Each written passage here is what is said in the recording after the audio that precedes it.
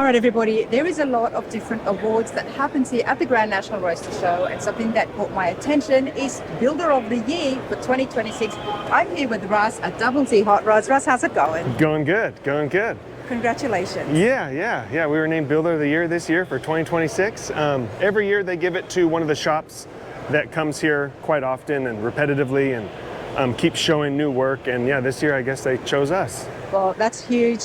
We've been looking and talking about all the different awards that happens here. It's not just about the Amber or the Slonaker Award.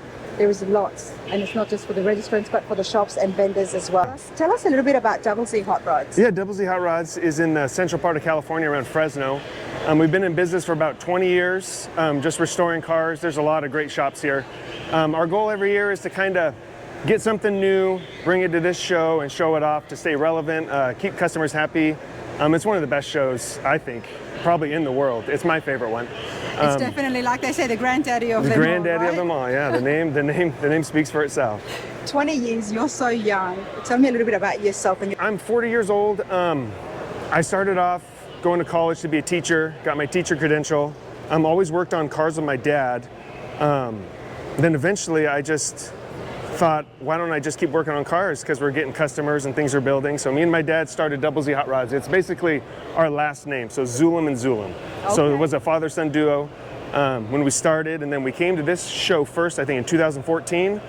Been in this same spot ever since, just trying to build something nice to bring here to show, to debut.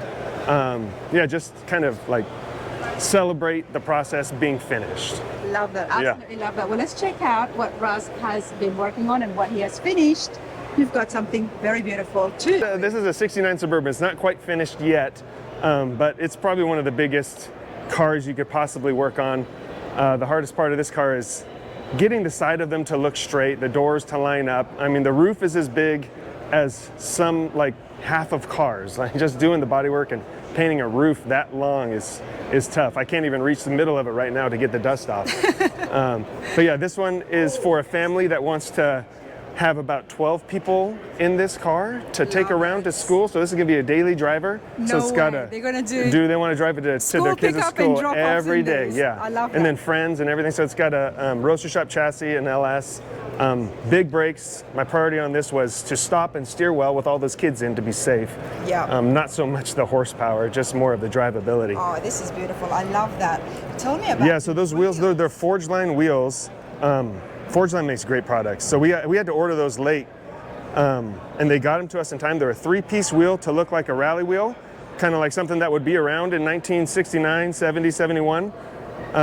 So they're all aluminum, machined centers, the outside's polished lip, and then the cap is just your normal rally cap that you would see on a Camaro or people put them on these trucks, C10 trucks back in the day. And we were just kind of going for that look of modern but still classic.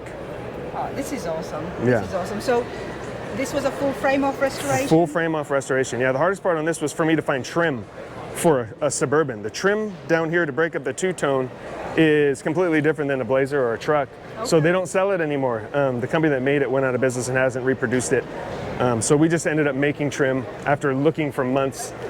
So that was probably one of the things that I did that was not the most traditional, but a little bit custom, but it still looks, I guess, period fine. Okay, we'll get some more details from Russ on what else happens inside the shop.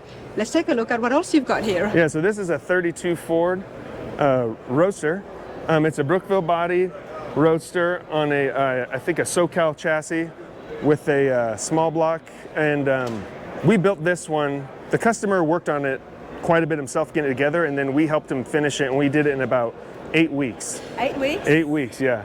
Wait, how much had the customer done? The customer kind of just put all the sheet metal together, because the frame came done, so the engine was mounted, so we got it all, gapped it all, did all the body work, paint, assembly, just helped them with all that stuff. The Brookville bodies are very popular. Yeah, they're popular. They come really straight too. There's not a ton you have to do, yeah. You just kind of fine tune it. And it's one of my favorite. I think this is probably my favorite car, is a 32 Ford Roadster, 3-window. Any of those, I like all 32s, but I think this is like one of the smallest cars and one of the biggest cars in the booth, and they just look like so juxtaposed. Yeah. No, but I do love this, and I like the ripple one. There's such a Yeah. big cab as well on the inside. Yeah. So much more room. Yeah, there is more room, yeah. It's the benefits of having a traditional hot rod, being comfortable. But being comfortable at the same time. What's going on in the engine there? Yeah, so that's a 350 with an 8 carburetor setup on top. It actually runs really smooth. Sometimes you have trouble getting all those carburetors to be in tune with each other, but this one came out nice. If there's one thing you're going to see and appreciate so much at the show is definitely the traditional hot rod. Yeah, that's what we were going for with this, yeah. Yep. Let's have a look inside. You open it, right? Sure. Yeah, so inside, let me get this out of the way. So it's a driver, so he likes to drive this thing. But yeah, inside is just real traditional too. The top has been chopped a little bit, leaned and kind of massaged to look like the customer wanted it to. Gauges are pretty standard Classic Instruments gauges. Just everything's meant to look like, not take your eye away from one thing. Just keep looking around.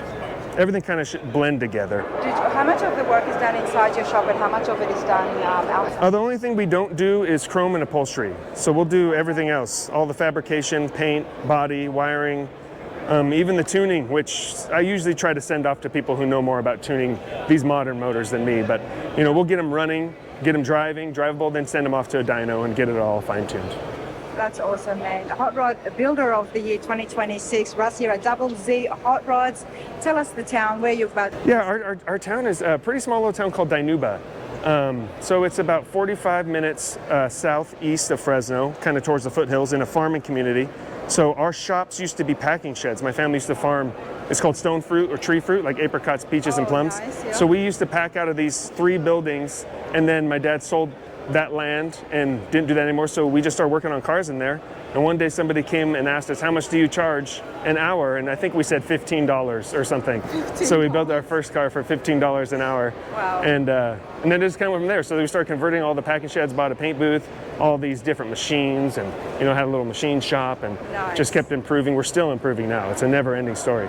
Getting insulation up on the walls. How And it starts, isn't it? But Yeah. over the years. organically, yeah. Organically, and over the years it's just expanded. Yeah. The word has spread. Yeah. And clearly being here for more than a decade in the same spot, the Grand National Roadster Show, that says a lot, Russ. Oh yeah. We're all honored.